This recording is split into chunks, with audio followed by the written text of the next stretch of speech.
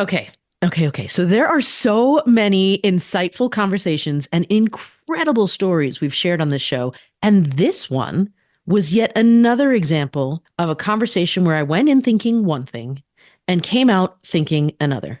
Because we're going to be talking with an incredible advocate about ableism and disabilities, a label that, if we're not already impacted by it, it's a label that, statistically speaking, we may all one day live long enough to be impacted by. So we all want to be paying attention. And maybe, just maybe, if you learn through this episode that the way you thought about ability and disability is different than what you previously assumed, maybe you'll also be open to learning more about race and racism, age and ageism, sex and sexism, anti-LGBTQIA plus sentiment, and so much more. All of these systems of oppression are linked. And I'm so glad that we were able to be in community with someone that I personally know is such a powerful woman in this space for this discussion. Welcome to the Dear White Women podcast, the show that helps white women use their privilege to uproot systemic racism without centering themselves in the process. We are your multi-ethnic co-hosts and best friends, Sarah and Sasha. Hi, everyone. My name is Dr. Marisa G. Franco. I'm a professor, speaker, and author of the New York Times bestselling book, Platonic, How the Science of Attachment Can Help You Make and Keep Friends. And that is where I'm so excited to dive right into level setting a bit about the importance of friendships and being part of a community. And I wanted to start here because, at least based on my experience, most of the women I know continue to say how busy they are. They can't make book club. They can't go out for drinks. They deprioritize time and energy for friendships. Absolutely. Well, first I'll start with social connection more broadly. So research finds, for example, the commonly cited statistic is that loneliness is as toxic for us as smoking 15 cigarettes a day, which is wild. Like, because when would you smoke 15 cigarettes a day? But you can go through the day lonely. And related to, like, I think you're referencing women that have, family lives and are really busy with all these things, but there's actually three different types of loneliness. So you could experience intimate loneliness, the desire for close, intimate connection, but also relational loneliness, the desire for someone as close to you as a friend, and collective loneliness, which is desire to be part of a group working towards a common goal. So what this sort of framework suggests is that if we're only around one person, we can still experience relational loneliness. We can still experience collective loneliness. And, I think different people bring out different parts of us. And so really to feel like all of who we are, we need to have friends. Doesn't that resonate with you? Like, for me, my husband has always been like, don't talk to me like I'm one of your girlfriends. Go talk to your girlfriends like you're one of your girlfriends. Like, we have a one type of relationship, but I do feel like even with that, I need more buckets filled in my community. So I really like that you shared that. Yeah. And that's so true. I think I'm, hearing that you're really open to friendship outside of marriage, that research finds that when people in a partnership get friends, not only are they less depressed, but their partner's slightly less depressed. It's kind of like when you feel more happy because you hang out with your friends, it's a resource for both you and your partner.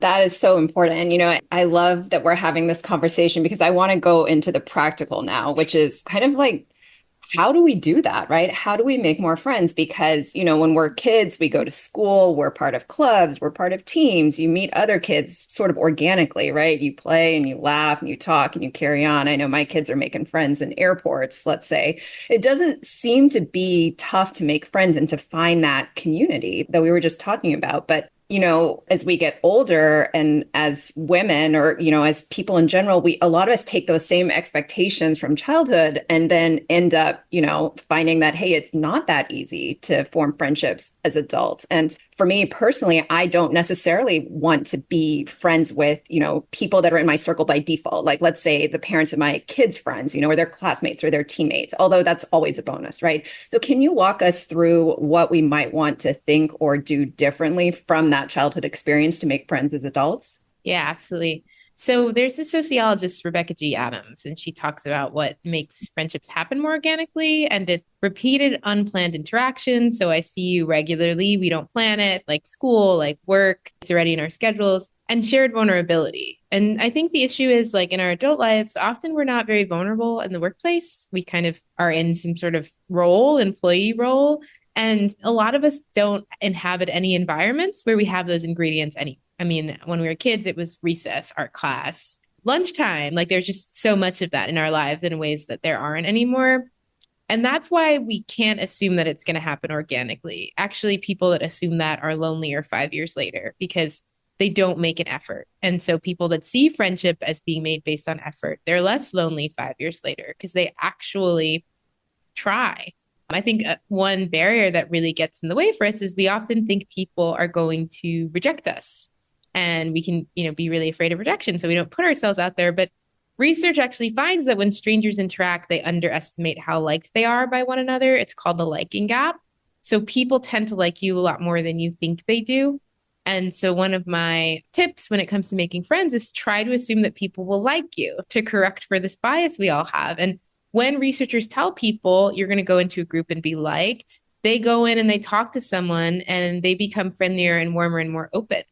And it becomes a self-fulfilling prophecy. It's called the acceptance prophecy. Whereas when we think about how we act when we're really afraid of rejection, we are cold, we are withdrawn, we are rejecting people, and then we end up getting rejected back. That's a good one because I do find that big groups are hard for me because I'm realizing I'm making assumptions about what people will think of me. And if I just show up and be like, I'm okay just the way I am, like it'll have a totally different energy. So sometimes I think people, they get out there, they go to like a happy hour or something. No one talks to them. They're forlorn. They're like, I'm never going to do this again. So I like to tell people that in order to make friends, when you show up to that group to connect with people, you overcome something called overt avoidance, which means I'm scared of people, so I don't show up. But you also have to overcome covert avoidance. Covert avoidance is I show up physically, but I check out mentally. I'm on my phone. I'm talking to the one friend I already have. I'm sitting in the corner separate from everyone else. So you really do have to engage with people when you get there. Like, hi, I'm Marisa. How are you enjoying this? Tell me more. Have you been here before? Yeah, you really have to when I was on podcast, We Can Do Hard Things, the host said, instead of being a thermometer where you're taking the temperature of the room, think of yourself more like a thermostat who can set the temperature of the room too. That's a really cool way to think about that. And the other thing you just did was you were saying, oh, hi, I'm Marissa. Like you're asking questions. How important is the power of questions when you're showing up at places? Really important. There was a study I was just showing this to my class. I teach a class on why we're so lonely and another on how to make friends. And they analyzed speed daters for who was most successful. And it was how many questions they asked predicted how many second dates they got. So questions in general just make people like us more. And the reason is because what makes someone likable, I used to think it was about being entertaining, witty, funny, but the research really finds that people like people they think like them. So the more that you show interest in others, make them feel like they belong, then the more that you are going to belong. And that is, I think, a really important message because I think sometimes we think, I'm fundamentally flawed in my personality, but the truth is any personality could be good at connecting as long as you're showing interest, expressing affection, making other people feel special around you. So we have to go back to, we want to put in the effort, right? We have to intentionally know that we're going to be curious. We're going to put the energy into asking and listening to their responses. Because I do find sometimes people ask and you can sort of see them mentally check out, look away, not really listen and engage with the answer. But we want to build those skills of asking questions, maintaining the ability to stay focused and listen to their answers and exude that warmth that makes people want to be around us. Absolutely. Yeah. I think honestly, my growth edge regarding this, I'm a psychologist, so asking questions is really easy for me, but I realize that sometimes I can use that as a defense. So I don't have to share anything about myself, which feels vulnerable. And so it is asking questions is really important, but then also you want to have reciprocal self-disclosure. So it doesn't feel like an interrogation. So at some point share your, me too, I've gone through that too. That's so interesting. I relate to that as well. I have another question about sort of what you do in those settings. Because you mentioned maybe go out to happy hour. Where are people? Where are adults meeting people nowadays? Well, first of all, I don't recommend happy hour. The reason is the mere exposure effect, which is this finding that we like people that are more familiar to us in the research. So when these professors plant women into a psychology lecture at the end of the semester, none of the students remembered the woman, but they liked the woman that showed up for the most lectures 20% more than a woman that didn't show up for any. The mere exposure effect suggests that you want to choose something that's repeated over time to connect with people. So instead of just a happy hour, join the board of an organization where you're going to be able to see people repeatedly. Or instead of a language workshop, join a language class. So you'll see people repeatedly, and then eventually you want to overcome your covert avoidance and say like, oh, I've really enjoyed talking to you. Would you be open to like getting dinner before or after? Shoot your friendship shot. So I really think that the first question to ask here is like, what are you interested in general? And I think when you start there, the benefit is that it's going to be inherently rewarding because you're doing something that you're interested in.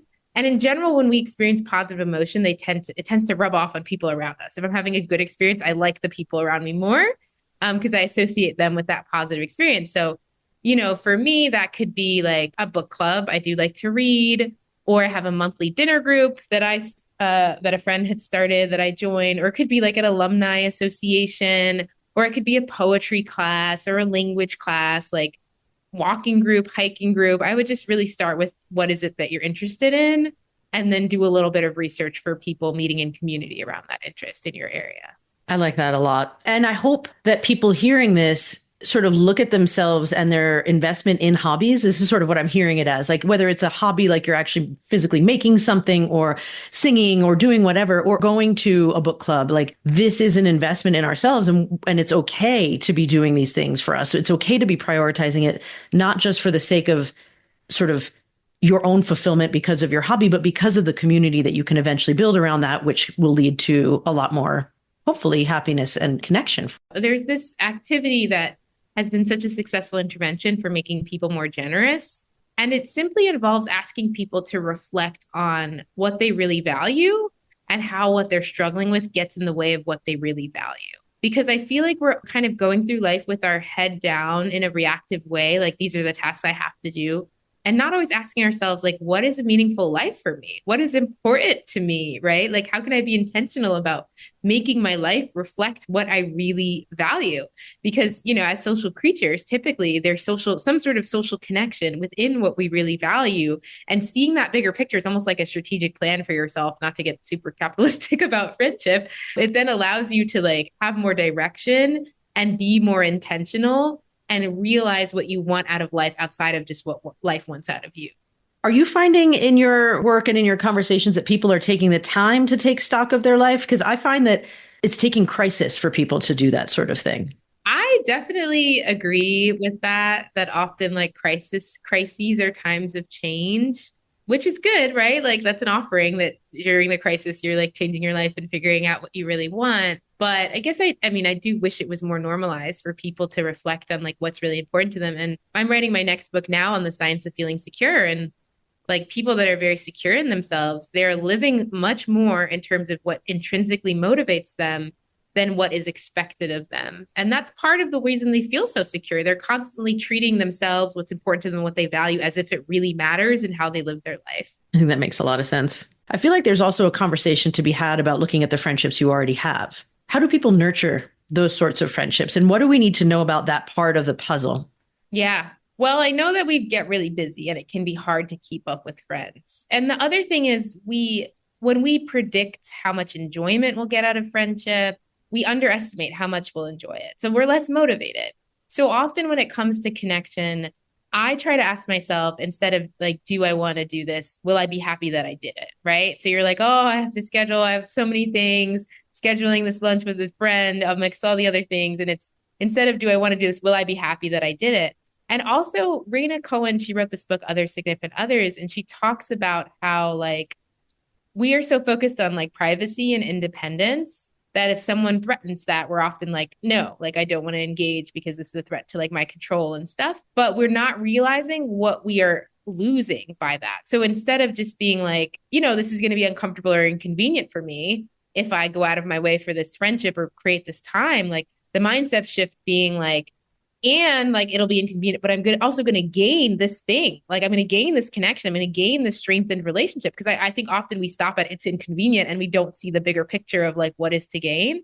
So I think that sort of mindset shift is really helpful when it comes to connection. The other thing I say for people that are busy is you don't have to engage all the time. But when we look back on our relationships, we tend to remember what I call diagnostic moments, which is how did people show up in moments of high emotion for us, whether that's positive or negative. We tend to remember moments of high emotion. So when I get promoted, does my friend reach out and give me a thoughtful card of congratulations? When I'm sick, do they send soup. When I go through a tragedy, I become a caretaker, I go through a divorce, is that when they're like knocking on my door more. And so specifically in those diagnostic moments, we want to make sure that we are showing up for our friends. I love that. I'm going to emphasize that show up. And I just went through that recently with my uncle, who has been in the hospital for the last couple of weeks. And I've just shown up for better or for worse.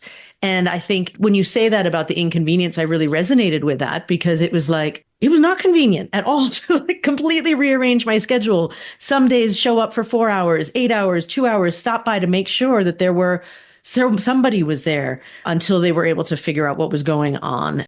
But like you said, when you see who shows up in the highs and lows, we'll remember those moments for a long, long time. Yeah, and like when you zoom out and you're oh my gosh, this is inconvenient. This is a lot for me. But you have to ask yourself, who's the type of person I want to be in this life, right? Like when we're in stress, we're so up close with that stress that we're not thinking more broadly about who we are and what we value. And so, like in those moments when your relationships demand something about you, ask yourself, like, when I look back on my life, like, what am I going to hope that I did in these moments? Because really, when we're stressed and we're overwhelmed, we have our own things, like we're self-centered. And like researchers say that we're self-centered or we're not considerate or caring of others, not because we're callous, but because we're busy, really. Like being busy is like the excuse for us to not become the people that we want to be in this world. So you and I met at the American Psychological Association. You were one of the esteemed panelists speaking about loneliness. And in that session, I sort of shared at the beginning that I have had this annual practice of, for better or for worse, like categorizing friends. Like I go through my community and I tally like who are the children, the family members, the good friends, the people who support my spirituality career, and who are acquaintances, right? I had another friend suggest, what if there was a list that is just, your brain dump of all the people in your life who are energy givers and energy takers? Are there ways that we should be evaluating our community? Are there buckets that are, like you said at the beginning, there was these three types of relationships. Like if you were to suggest some sort of annual exercise, what dimensions would you evaluate your community on? I think authenticity.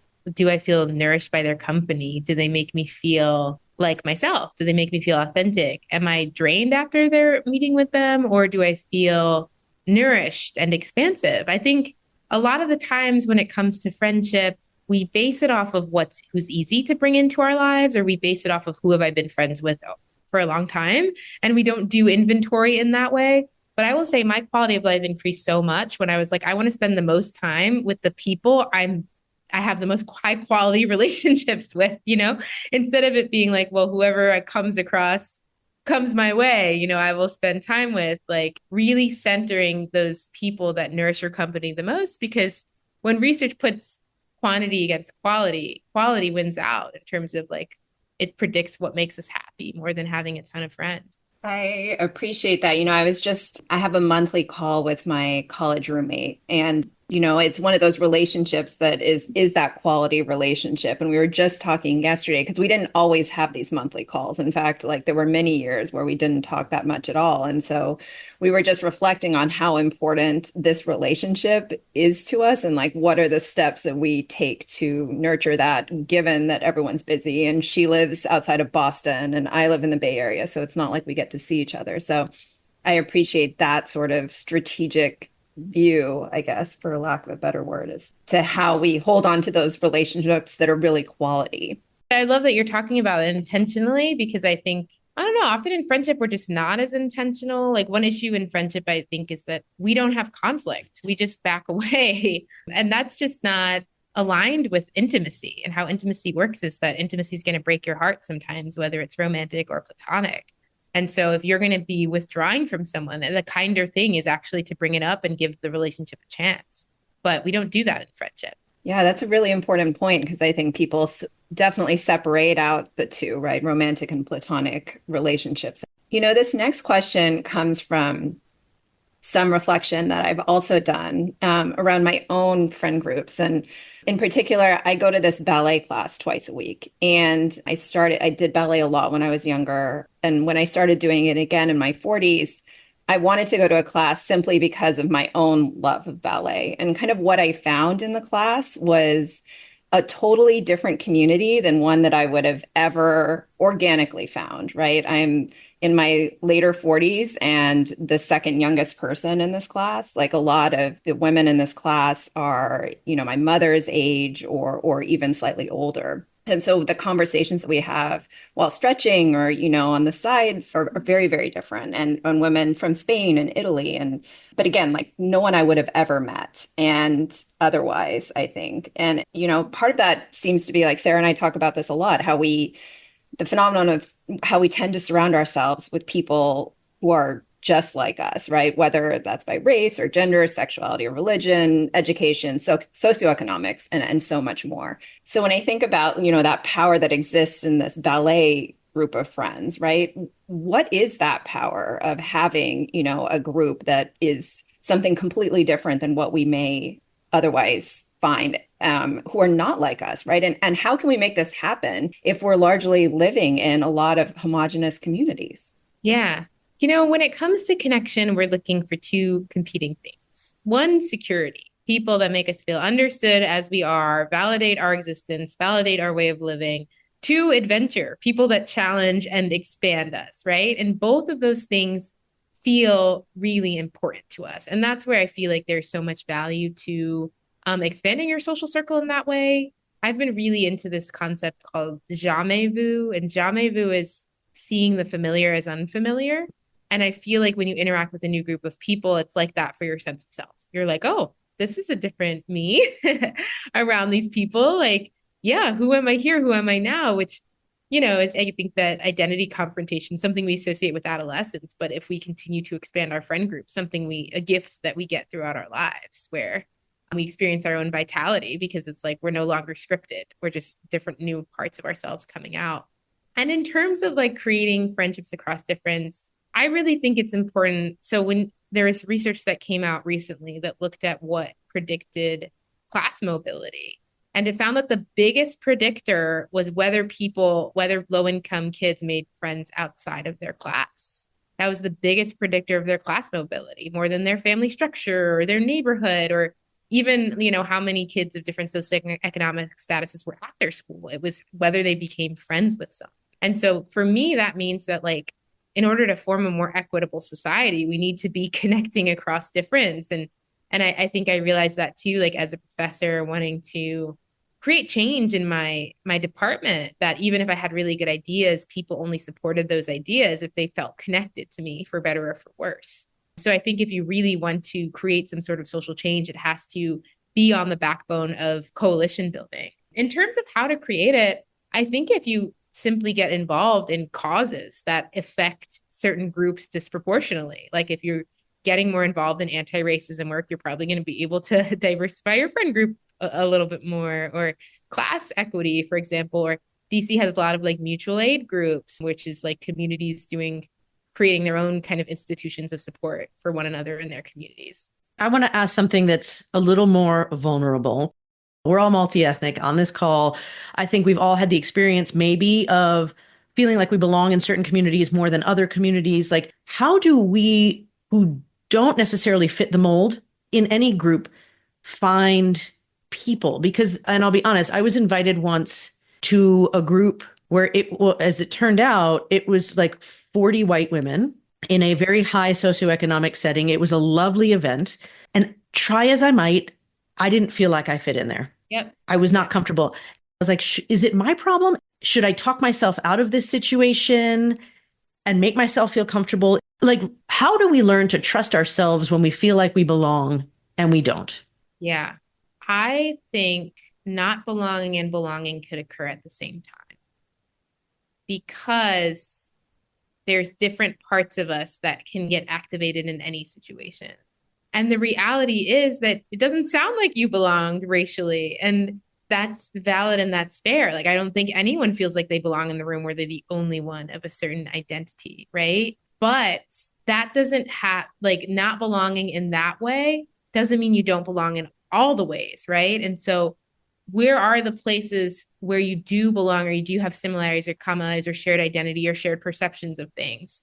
And I think often, like for me too, like if there's one way I don't belong, I generalize it. and I'm like, there's nothing, I don't belong here at all. I just want to withdraw, right? But if it's a space I want to maintain myself in, I have to recognize that not belonging and belonging can co-occur. And I think that's important to honor because I don't want to invalidate the fact that you felt uncomfortable and you didn't feel like you fit in because that's real and that's valid. And yeah, places should probably try to diversify a little so no one's put into that situation, right? But if you do want to stay in that space or it's important to you in some ways, then recognizing that there's ways that you can belong as well. For me too, like when I've been in all white spaces, I've also had to remind myself to maintain nuance. It's easy to look out and see everyone doesn't look like you and assume they're all the same and they're all very different from me and they all don't see things that like I do. But that may be true for some, and there may be others who I do have a similar perspective with. And so I try to remind myself that, like, okay, let me retain like nuance here. And that has served me even like when I've done like speaking events where I'm very different politically than other people. And I hear them though say things that I do agree with. And so then I'm like, oh, actually, like maybe we do agree on these things. And I don't know all about you from like your one identity as much as that makes me feel safe too, right? It makes me feel safe to be like, oh no, like we're really different. Let me not engage because then I won't experience discrimination. I won't experience microaggressions.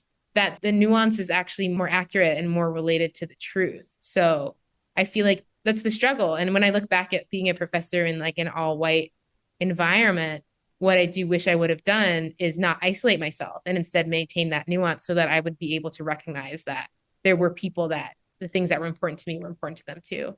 I feel like you just led me right into this question. While we want to focus on the positives, we are humans in a fractured time at the moment. And there are going to be people who have different beliefs than us and who, or we're going to be sitting around a holiday table and some conflict will come up, right? Like there are times where we are in relationship and conflicts come up. So how do we decide how to handle conflict in relationship?